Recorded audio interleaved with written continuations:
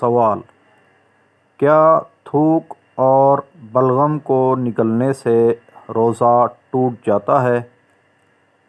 جواب: تھوک اور بلغم جب تک منہ میں ہوں ان کو نگلنے سے روزہ نہیں ٹوٹتا، البتہ منہ سے باہر مثلاً ہتھیلی پر تھوک کر پھر منہ میں دوبارہ ڈالا تو روزہ ٹوٹ جائے گا، اور ایسا عام طور پر کوئی نہیں کرتا۔ رد المحتاج جلد 3 صفحہ نمبر 428 مکتبہ رشیدیہ کوئٹہ۔ صلو علی الحبیب صلی اللہ علی محمد صلی اللہ علیہ وآلہ وسلم۔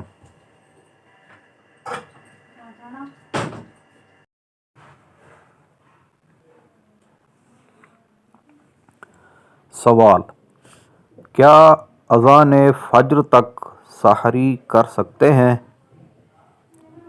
جواب: جب سحری کا وقت ختم ہو جاتا ہے تو اذان فجر اور نماز فجر کا وقت شروع ہو جاتا ہے، لہٰذا جو سحری بند ہونے کے باوجود اذان ختم ہونے تک سحری کرتے رہتے ہیں، یعنی کھاتے پیتے رہتے ہیں، تو وہ اپنا روزہ برباد کر دیتے ہیں، کیونکہ اس طرح ان کا روزہ ہوتا ہی نہیں اور سارا دن بھوک پیاس کے سوا انہیں کچھ حاصل نہیں ہوتا۔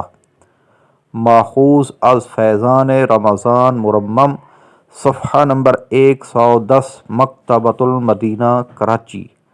صلو علی الحبیب صلی اللہ تعالی علی محمد صلی اللہ علیہ وآلہ وسلم۔